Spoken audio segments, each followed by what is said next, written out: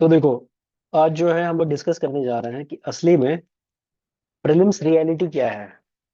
Real target year तुम्हारा क्या होना चाहिए, उसी के बेसिस पे ये बात हो रहा है कि आखिर कब आपको सही में प्रीलिम्स लेना चाहिए। ठीक है। तो हु शुड अटेम्प्ट, एजेंडा पर जो होगा आज का पहला नंबर ये है। दूसरा होगा कि बाय व्हेन मेंस का पोर्शन आपको कंप्लीट कर लेना है। तीसरा, प्रीलिम्स का एक्सपीरियंस, प्रीलिम्स का नेचर क्या है, कॉमेडी ऑफ एरर्स क्या है इस प्रिपरेशन में, और हाउ टू टेम प्रीलिम्स 2025। ठीक है। यही अप्रोच से चल रहे हैं। देखो, पहला सवाल बाबू यही आता है कि हु शुड अटेम्प्ट प्रीलिम्स 2025।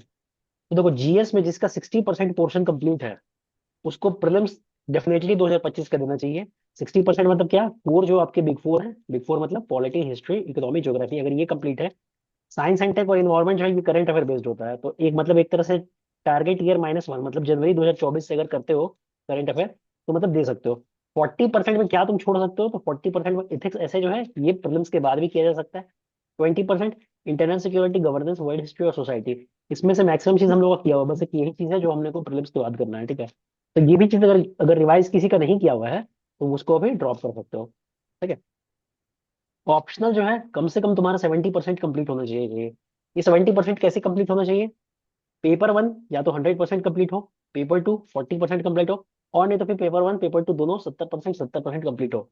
इसके पीछे का कारण देखो, ये बोल रहे हैं कि अगर देखो ये सब किया हुआ है ना तो अटेम्प्ट करना चाहिए। नहीं हुआ है तो क्या होगा, मीन्स तो 90% चांस है कि तुम्हारा नहीं होगा। अगर ऑप्शनल तुम्हारा अभी 70% नहीं क्लियर है, इसका मतलब 90% चांस है कि तुम प्रीलिम्स मेंस फेल करोगे। और कहीं गलती से तुम्हारा इंटरव्यू कॉल आ गया तो वो वही रहेगा। अगर मान लो 785 का अगर कट ऑफ है तो तुमको कितना आ जाएगा, 795 आ जाएगा या 790 आ जाएगा। ऐसे में भी फाइनल सिलेक्शन होने वाला है नहीं। ठीक है। इसका इम्पैक्ट ये होगा कि एक लूप में तुम जाके फंस जाओगे। एक लूप में ना जाके फंस जाओगे कैसे, तो देखो सितंबर 2025 तक तो तुम बिजी रहोगे, काहे इसका तैयारी करोगे। उसके बाद दिसंबर 2025 तक रहोगे, क्योंकि मेंस दिए हो तो उम्मीद रहेगा ना कि रिजल्ट का इंतजार करोगे। और कहीं गलती से किस्मत और खराब रहा और इंटरव्यू का कॉल आ गया, भाई 5 नंबर एक्स्ट्रा से, तो अप्रैल 2026 तक एंगेज रहोगे और मोस्ट प्रोबेबली 15-20 दिन तुमको अगले प्रीलिम्स के लिए मिलेगा और फेल कर जाओगे अगले प्रीलिम्स में। 90% चांस रहेगा फेल करोगे। तो मतलब अगर इतना नहीं किया हुआ है तो जान के चलो 2025 तो तुम्हारा खराब होगा ही होगा, 2026 भी खराब हो जाएगा। और यही साइकिल आगे बढ़े रहेगा, मेरे सुर मेरा तुम्हारा टाइप से। ठीक है। तो देखो, रिस्क जो है 2025 में कौन ले सकता है, क्योंकि देखो अनसर्टेन है ना प्रिपरेशन, प्रीलिम्स कितना भी तैयारी करके जाओ अनसर्टेनिटी रहता ही है वहां पर। मतलब 90% तक चांस होता है कि तुम प्रीलिम्स क्लियर करने का, एक मतलब प्रिपरेशन से तुम सेट कर सकते हो। लेकिन अनसर्टेनिटी प्रीलिम्स में है। तो अगर ऑप्शनल तुम्हारा 70 से 80% कंप्लीट है और जीएस तुम्हारा 50% कंप्लीट है, जैसे जीएस पेपर 1 से लेके 4 तक में अगर कोई भी दो पेपर तुम्हारे एकदम कंप्लीट है, जैसे मान लो बोलोगे कि सर पेपर 2 उठाए हैं, तो अगर उसमें इंटरनेशनल रिलेशन तक तुम्हारा कवर्ड है तो तुमको निश्चित रूप से अटेम्प्ट लेना चाहिए। और कोर अगर तुम्हारा 100% किया हुआ है, कोर मतलब वही बिग फोर जो बोले हैं वो चीज, तो अगर 10 जनवरी 2025 तक अगर ये कंप्लीट हो जाता है तो तुमको कायदे से अटेम्प्ट लेना चाहिए 2025 का। और अगर नहीं हो रहा है तो 2025 का अटेम्प्ट लेने का सोचना का मतलब वही बात हो जाएगा, थोड़ा सा मतलब रिस्की हो जाता है। इसका ये मतलब नहीं कि एग्जैक्टली 50%, ये 55% 60% भी जाता है। और 50% मतलब ये बेंचमार्क है, इसके ऊपर तो जाना ही चाहिए, है ना। मतलब इस रेंज में कहीं पर हो ना, 60% वाले रेंज में, तो तुम्हारा चांस है कि तुम, क्योंकि अल्टीमेटली प्रीलिम्स खाली हम लोग को नहीं निकालना है, हमारा एम क्या है, फाइनल लिस्ट में नाम चाहिए ना। इसीलिए ये चीज बोला जा रहा है। बाकी जिसकी जो मर्जी करे, है ना। अब प्रीलिम्स देखो मेन से कैसे डिफरेंट है। तो प्रीलिम्स जो है उसका नेचर पूरा पूरी फैक्चुअल है। ठीक है। पूरा पूरी फैक्चुअल है। तो इसका मतलब तुम इस तरह से समझो कि देखो, कोर और काउंटर कोर दो चीज तरह का पेपर क्वेश्चन पूछता है वहां पर। कोर वो हुआ कि तुम्हारा ट्रेडिशनल सोर्सेज जो है वो, ठीक है। काउंटर कोर क्या हुआ, एलिमिनेशन बेस्ड। एलिमिनेशन तुमको करना है किस चीज पे, जो फैक्ट तुमको पता है। ठीक है। इसी तरह का दो सवाल आता है। एक ट्रेडिशनल कोर ये एकदम सिंपल स्ट्रेट फॉरवर्ड क्वेश्चन रहेगा, जो लक्ष्मीकांत पढ़ के हो जाता है, स्पेक्ट्रम पढ़ के हो जाता है, इसी तरह से। और बाकी काउंटर कोर है जो आपका नॉलेज बेस है, उसके बेसिस पे आपको एलिमिनेट करना होता है। मेंस कैसा होता है, मेंस एनालिटिकल नेचर होता है। दो, पहला तो फैक्चुअल होता है। ठीक है। पहला तो फैक्चुअल होता है, जो मतलब तुम प्रीलिम्स में पढ़े हो, जैसे बोल देगा कि 1857 के पहले क्या ऐसा था, रिएक्शनरी नेचर था ब्रिटिश के खिलाफ, है ना, तो उसको एनालाइज करना है, तो वो तुम्हारा प्रीलिम्स के ही नेचर पे होगा। ठीक है। तो वो तुम्हारा फैक्चुअल बेसिस पे होगा। दूसरा तुम्हारा आर्गुमेंट बेस्ड होगा। आर्गुमेंट बेस्ड कैसा होगा, जो हम लोग न्यूज़पेपर कर रहे हैं और जो मैगजीन कर रहे हैं, उसके बेसिस पे तुम जो अपना आर्गुमेंट दोगे, उसके बेसिस पे एनालिसिस होता है। ठीक है। तो ये नेचर एकदम डिफरेंट करके चलना होगा, दोनों का अप्रोच एकदम डिफरेंट होता है। कोई भी कहता है कि प्रीलिम्स और मेंस की तैयारी साथ साथ हो सकता है, वो मूर्ख बना रहा है आपको। साफ साफ 100 बात की एक बात वही है। अब प्रीलिम्स के एक्सरे देखो, हमने पता है कि प्रीलिम्स कैसा होता है, प्रीलिम्स का नेचर कैसा होता है, फैक्चुअल होता है। तो कोर क्वेश्चंस कहाँ से पूछते हैं? पॉलिटी से, जैसे कॉन्स्टिट्यूशन के पार्ट से सवाल पूछेगा तुम्हारा, पार्लियामेंट से पूछेगा, और बाकी तुम्हारा स्टेट के हिस्से से पूछता है कि लेजिस्लेचर क्या है, एग्जीक्यूटिव क्या है, जुडिशरी क्या है। तो यहाँ से तुम्हारे 20% सवाल आता है। बाकी 80% क्वेश्चन तुम्हारा कोर कॉन्स्टिट्यूशन और पार्लियामेंट से ही आता है। ठीक है। उसके बाद आता है तुम्हारा हिस्ट्री। हिस्ट्री में तुम्हारा एंशियंट मिडिवल से 60-65% आता है, मॉडर्न से वही 25 से 30% के आसपास पूछता है। बहुत कम इन लोगों को कर दिया है प्रोपोर्शन मॉडर्न का, है ना। दूसरा होता है तुम्हारा ज्योग्राफी। तो ज्योग्राफी में मैक्सिमम फोकस तुम्हारा क्लाइमेटोलॉजी पे रहता है, और दूसरा मैपिंग पे रहता है। इसी मैपिंग में तुमको थोड़ा आईआर का भी अगर आइडिया होता है, तो तुम्हारा मैपिंग का सही करने के चांस बहुत हद तक बढ़ जाता है। ठीक है। उसके बाद आता है इकोनॉमी का, जो देखो कोर क्वेश्चन वही है जहां पर स्ट्रेट फॉरवर्ड डायरेक्ट क्वेश्चन पूछ रहा है। घुमा के पूछेगा लेकिन स्ट्रेट फॉरवर्ड पूछ रहा है, मतलब तुमको दिख जाएगा कि इसका ये मतलब है ना। इकोनॉमी में तुम्हारा ग्रोथ एंड डेवलपमेंट से क्वेश्चन रहता है, मनी बैंकिंग से क्वेश्चन रहता है, और करंट अफेयर से क्वेश्चन रहता है। ये सब कोर क्वेश्चन में आता है। इन्वायरमेंट में तुम्हारा पॉल्यूशन हो गया, एक्ट्स वगैरह हो गया, बायोडाइवर्सिटी हो गई, ये सब तुम्हारा कोड रहता है। बाकी करंट अफेयर से ऐड होता है, तो ये डायरेक्ट हो जाता है। अब आता है काउंटर कोर सवाल कैसा आता है, तो साइंस एंड टेक का हो गया तुम्हारा सवाल, इन्वायरमेंट का हो गया, इकोनॉमी का हो गया। ये सब एक तरह से जो देखो तुम, जिसका भी नेचर थोड़ा करंट अफेयर ओरिएंटेड है ना, उसमें ना तुम्हारा कोर फैक्ट ना, उसी के बेसिस पे देखो स्टेटमेंट बनता है, तुमको एनालिसिस करना पड़ेगा, और उसी के बेसिस पे तुम एक्सेप्ट करोगे आर्गुमेंट को, या फिर रिजेक्ट करोगे। जैसे कि क्वेश्चन होगा कभी कभी, क्या होगा साइंस एंड टेक में, क्या होगा कुछ सवाल जैसे पूछेगा जनरली क्या करता है, तो शॉर्ट वेव को क्या करेगा कि लॉन्ग वेव से क्या करेगा, रिप्लेस कर देगा। ठीक है।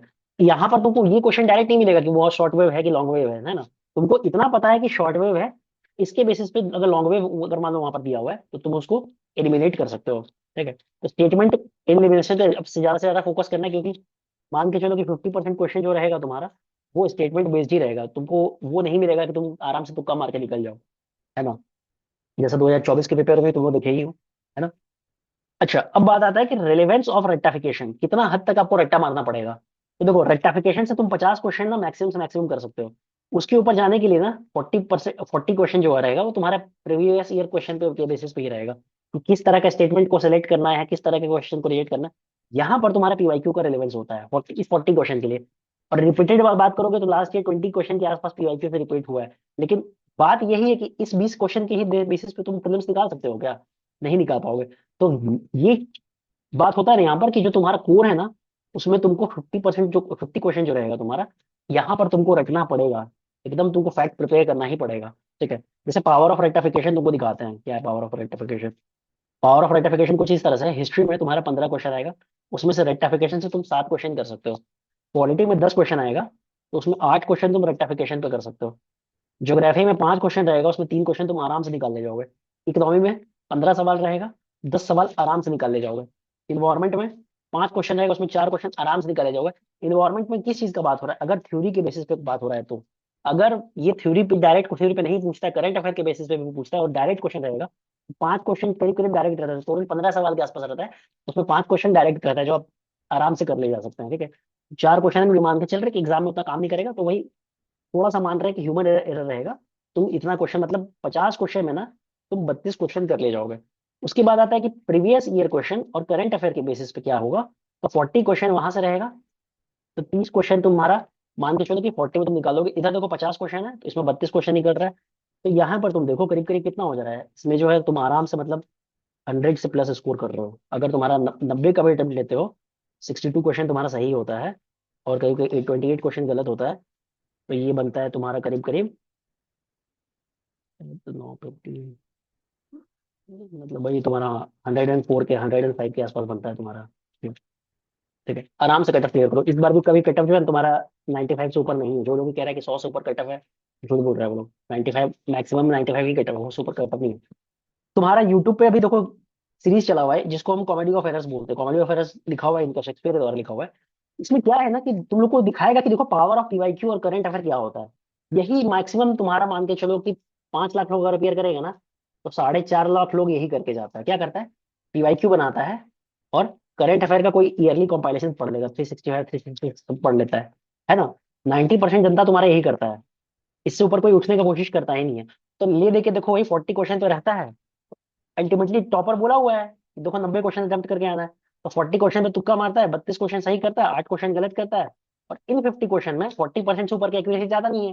क्योंकि अपने परफेक्ट पे लोग काम नहीं किया, रेक्टिफिकेशन किया नहीं है। तो देखो यही 50 में 20 इधर बनता है, 30 इधर बनता है, इसका सम टोटल करोगे तो 80 मार्क्स के आसपास बनता है।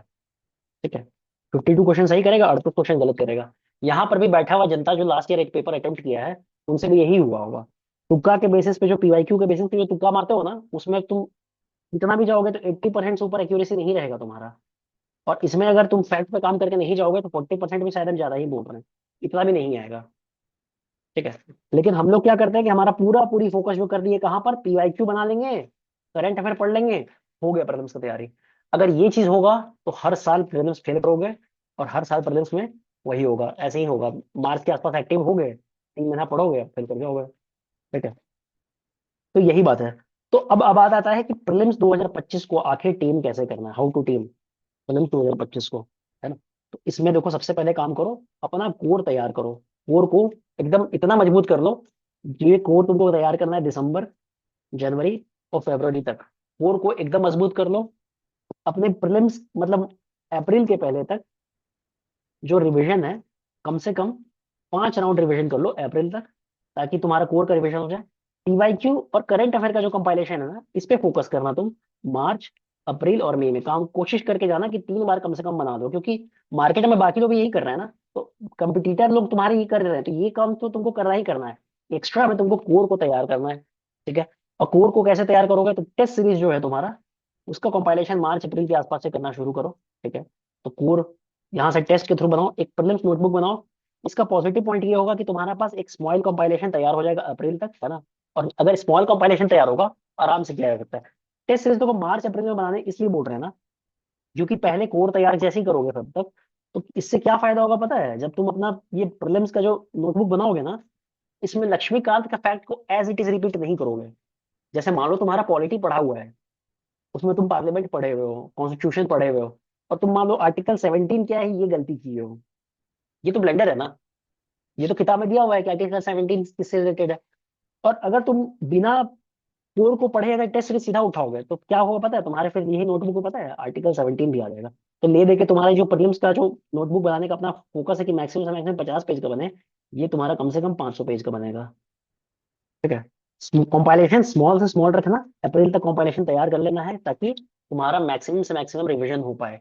चीजों को कम रखो, सिस्टमेटिक रखो, तो ज्यादा होगा। ठीक है, और बाकी तुम्हारा मई 2025 में जो है, ज्यादा से ज्यादा रिवाइज करो, ताकि तुम्हारा पीवाईक्यूज हो जाए, कंसेप्ट तुम्हारा सही रहेगा, स्टेटमेंट के बेसिस पे प्रीलिम्स नोटबुक तुम्हारा तैयार रहेगा। पूरा मई तुमको इसी पे काम करना है। इसके लिए तुमको चाहिए कि अप्रैल तक तुम्हारा कम से कम पूरा कोर भी तैयार हो जाए और पीवाईक्यू भी तैयार हो जाए, तभी तुम मई में खाली रिवीजन करोगे। मई में सोचोगे कुछ नया चीज पढ़ के जाएंगे, तो फिर वो तुम्हारे लिए पूरा ही नहीं होगा, क्योंकि दिमाग में रहेगा नहीं वो।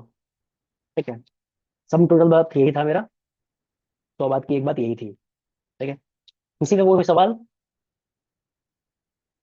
तो अगले वीडियो में हम लोग को मिलते हैं, उसमें देखेंगे कि डिटेल प्लान क्या है। ठीक है, सवाल ले लेते हैं।